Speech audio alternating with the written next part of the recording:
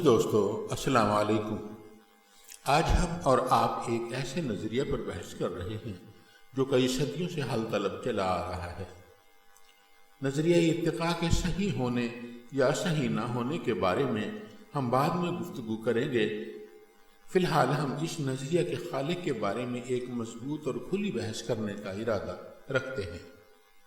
یہ اتنا بھاری بھرکم نظریہ ہے کہ زندگیوں میں عمل تخلیق کے بعد فوراً ہی زندہ چیزوں میں عمل ارتقاء لاگو ہو جاتا ہے۔ عمل ارتقاء عمل تخلیق کے بعد سب سے زیادہ اثرات کا حامل ہے۔ اگر کوئی یہ خیال کرے کہ ارتقاء اللہ تعالیٰ کی ضد یا اللہ تعالیٰ کے مقابلے کی کوئی چیز ہے تو یہ خیال کرنے والے کی بھول، غلط بات اور انتہائی لغو خیال ہوگا۔ یاد رکھنا چاہیے کہ عمل ارتقاء بھی دوسری مخلوقات کی طرح اللہ تعالیٰ کی ایک تخلیق ہے اور ایک عمل ہے۔ واضح ہونا چاہیے کہ یہ عمل ہر مخلوق کے اندر اس کی پیدائش کے فوراً بعد شروع ہو جاتا ہے، اور یہ عمل بھی اللہ تعالیٰ کے حکم کے تابع ہوتا ہے۔ زمین پر پائے جانے والے تمام جانوروں کی لاکھوں بلکہ کروڑوں سال کی تاریخ اس امر واقعہ پر بہت بڑا ثبوت ہے کہ ہر جاندار کے اندر ذہنی اور جسمانی طور پر بہت سی تبدیلیاں ضرور واقع ہوتی ہیں۔ ہم سب سے پہلے تو یہ مشاہدہ کرنے کی کوشش کرتے ہیں کہ یہ نظریہ کس سائنسی شخصیت یعنی کس سائنسدان نے پیش کیا۔ میڈیکل کی کورس کی کتابوں میں اس نظریہ کو ڈارون کے ساتھ جوڑا جاتا ہے، لیکن کسی کے ساتھ نتھی کرنے سے یہ نظریہ اس شخصیت کی ملکیت نہیں بن جاتا۔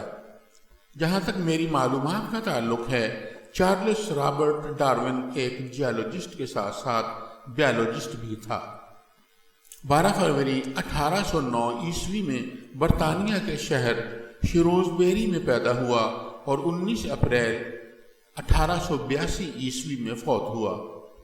ڈارون نے 1859 عیسوی میں اپنی کتاب آن دا اوریجن آف سپیشیز میں اپنی ایوولوشن تھیوری یا نظریہ ارتقاء پیش کیا۔ اس کتاب میں پیش کیا گیا یہ نظریہ ارتقاء انسانوں کے بارے میں نہیں بلکہ پودوں کے بارے میں تھا۔ اس پیش کردہ تھیوری میں کہیں بھی پودوں کے علاوہ کسی دوسرے جانور کا ذکر نہیں تھا۔ چارلس رابرٹ ڈارون نے اس کتاب کی اشاعت کے بعد اس عمل پر دوبارہ بات نہیں کی۔ اس نے ہمیشہ لائف سائنسز کے ذریعے ڈائیورسٹی آف لائف پر بات کی۔ 1859 عیسوی میں پودوں کے بارے میں نظریہ ارتقاء پیش کرنے کے بعد ڈارون کے ایک کولیگ الفریڈ رسل والیک نے ڈارون کو اپنا لکھا ہوا ایک مضمون ارسال کیا جس میں یہی نظریہ پیش کیا گیا، لیکن اس میں بھی پودوں کے علاوہ کسی دوسری سپیشیز خاص طور پر انسان کا کوئی ذکر نہیں تھا۔ ڈارون بنیادی طور پر ایک جیولوجسٹ یعنی جغرافیہ دان تھا جسے بیالوجی کی نسبت سے پودوں کے علاوہ انسانوں اور دوسرے جانداروں کے ساتھ بھی تھوڑی بہت رغبت تھی۔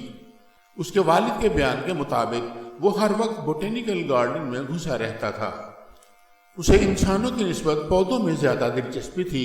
بیالوجی اس کے لیے ایک ثانوی درجہ رکھتی تھی۔ جانوروں میں اس نے صرف ارتھ وارم پر ریسرچ کی تھی، لیکن الفریڈ رسل ویلک کے ارسال کردہ مضمون کی اسٹڈی کے بعد ڈارون نے انسانوں اور دوسرے جانوروں میں عمل ارتقاء کے وقوع پذیر ہونے کا سرسری سا ذکر کیا۔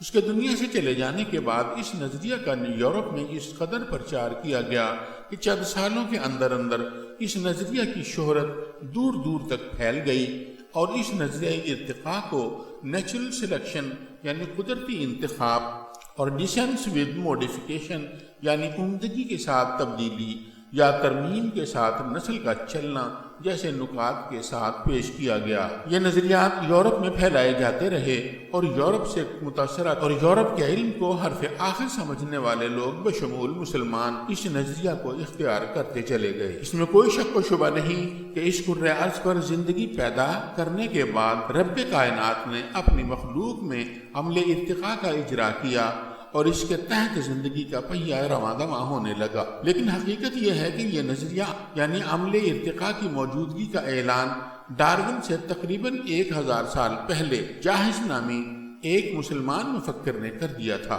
حیرت اس بات پر ہے کہ بند پڑی تاریخی کتابوں کی سیاہیوں میں گم جاہز کا یہ نظریہ ارتقاء ڈارون کے نظریہ سے مشابہ بلکہ اس سے کہیں بڑھ کر جامع ہے۔ جاہز کا اصل اور پورا نام ابو عثمان عمر بحر الکنانی البصری تھا۔ وہ بصرہ میں 776 عیسوی میں پیدا ہوئے۔ وہ خاندانی طور پر ایک غریب گھرانے میں پیدا ہوئے تھے۔ ان کے دادا ساربان کے طور پر لوگوں کے اونٹ چلانے اور ہانکنے کا کام کیا کرتے تھے۔ بچپن میں جاہز بصرہ شہر کی نہروں سے مچھلیاں پکڑ کر بیچا کرتے تھے۔ لوگ ان کا مذاق اڑایا کرتے تھے۔ جاہز ابو عثمان شکلاً بدحیت یعنی نسبتاً بد شکل تھے۔ عربی میں لفظ جاہز کا مطلب کسی کی آنکھوں کا باہر کو نکلا ہوا ہونا ہوتا ہے۔ جاہز کے اندر خود اعتمادی کوٹ کوٹ کر بھری ہوئی تھی، جس کی وجہ سے انہوں نے اپنی شکل کو اپنے کام کے آڑے نہ آنے دیا۔ ان کے اندر ذرہ برابر بھی احساس کمتری نہ تھا، اسی لیے انہوں نے اپنے کسی بھی مد مقابل کو درخور اعتنا نہ سمجھا اور اپنے علم کی روشنی سے اپنے تمام مخالفین کو شکست دے کر اپنا گرویدہ بنا لیا۔ جاہز نے اپنا نظریہ ارتقاء کو اس مدلل اور مفکرانہ انداز میں پیش کیا کہ علمی میدان میں موجود ان کے مخالفین کی اس نظریہ کو تسلیم کیے بغیر نہ بنی۔ وہ ہر اس محفل میں جایا کرتے تھے جہاں علمی، ادبی اور سائنسی محفلوں کا انعقاد ہوا کرتا تھا۔ جاہز نے عباسی دور سلطنت میں آنکھ کھولی تھی اور یہ دور اس وقت اپنے عروج پر تھا۔ خلیفہ ہارون الرشید، خلیفہ مامون الرشید اس وقت یکے بعد دیگرے خلیفہ بنے۔ اسلامی دور میں یہ دور مکمل طور پر علم و ادب کے عروج کا زمانہ تھا۔ بغداد میں ہر طرف لائبریریوں کا دورہ تھا۔ علوم و فنون کی غیر عربی کتابوں کے تمام تراجم عربی میں کیے جا رہے تھے۔ سائنسی دنیا کے نئے نئے نظریات مسلمانوں کے ذہنوں میں تحریک پیدا کرنے کا کام کر رہے تھے۔ اسی دوران مسلمانوں نے اپنے لیے کاغذ بنانے کا فن بھی سیکھ لیا ہوا تھا۔ اس سے پہلے کاغذ صرف چین میں تیار ہوتا تھا۔ اب کاغذ بنانے کا یہ فن مسلمانوں کی زندگی میں ایک سنگ میل کی حیثیت اختیار کر گیا تھا، کیونکہ جس انداز میں مسلمانوں کی طرف سے نئے نئے علوم و فنون پر دھڑا دھڑ کتابیں تحریر کی جا رہی تھیں، انہی دنوں کتابوں کی چھپائی کا کام بھی عروج پر تھا۔ 9ویں صدی عیسوی میں جاہز نے ایک کتاب البخلاء کے نام سے بھی تحریر کی تھی۔ یہ کتاب عرب معاشرے پر لکھی گئی تھی، جس میں انہوں نے عربوں کی زندگی کے متعدد رخوں کا احوال پیش کیا تھا۔ کہا جاتا ہے کہ جاہز نے تقریباً 200 سے زائد کتابیں لکھیں۔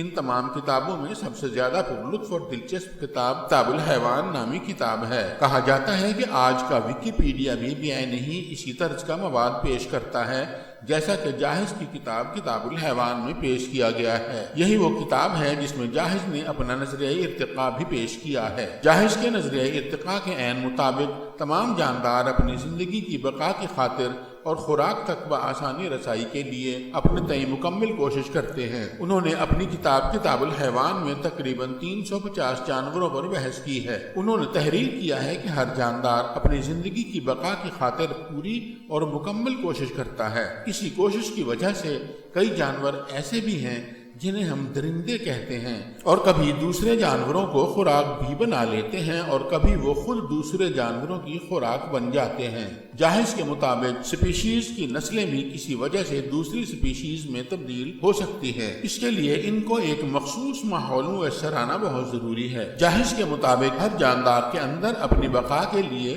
جد و جہد کا جذبہ موجود ہوتا ہے، لیکن اس جد و جہد کا جذبہ انتہائی غیر محسوس انداز میں جاندار کے جسم میں کام کرتا رہتا ہے۔ اسے انگلش میں سروائیول آف دا فٹسٹ کہتے ہیں۔ جاہز کے اس نظریہ کی گونج علامہ اقبال کے ہاں بھی ملتی ہے۔ علامہ اقبال اس اسلامی مذہبی فکر کی تشکیل نو میں لکھتے ہیں کہ جاہز نے جانوروں کی زندگی میں رونما ہونے والی تبدیلیوں کی طرف اشارہ کیا ہے۔ ایک وقت تھا جب 1878 عیسوی میں ڈارون کے ایک ساتھی جان ولیم ڈریپر نے نظریہ ارتقاء کو مسلمانوں کا نظریہ ارتقاء بلکہ محمدن تھیوری آف ایولیوشن کا نام دیا تھا۔ اس طرح بھی یہ بات ببانگ دہل کہی جا سکتی ہے کہ نظریہ ارتقاء مکمل اور مستقل طور پر مسلمانوں کا نظریہ ہے، لیکن تاریخ کی کتابوں سے یہ کہیں بھی ثابت نہیں ہوتا کہ ڈارون نے جاہز کی کتابوں سے اکتساب کر کے یہ نظریہ پیش کر دیا ہو۔ یہ بھی حقیقت ہے کہ ڈارون عربی زبان بھی جانتا تھا،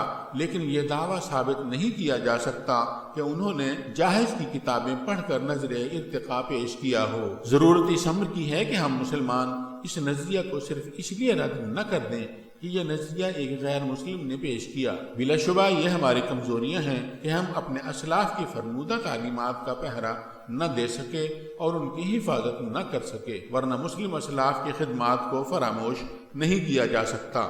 اور یہ یقین رکھنا چاہیے کہ ہمارے اسلاف بھی دنیا کے کسی دوسرے سائنسدان سے کسی طرح بھی کم ذہین اور کم قابل نہیں ہیں۔ نظریہ ارتقاء کو قبول کرنا چاہیے کہ یہ نظریہ واقعی کائنات میں حقیقتاً کار فرما ہے، اور یہ بھی اللہ تعالیٰ کا پیدا کردہ اور اسی قادر مطلق کا اطلاق کردہ عمل ہے جس نے پوری کائنات کا نظام سیٹ کر رکھا ہے۔ عزیز دوستو، یہ آرٹیکل یہاں مکمل ہوا۔ انشاءاللہ جلد ہی ایک نئے آرٹیکل کے ساتھ آپ کی خدمت میں حاضر ہوں گے۔ تب تک کے لیے اجازت دیجیے، اپنا خیال رکھیے گا، دعاؤں میں یاد رکھیے گا۔ اللہ حافظ۔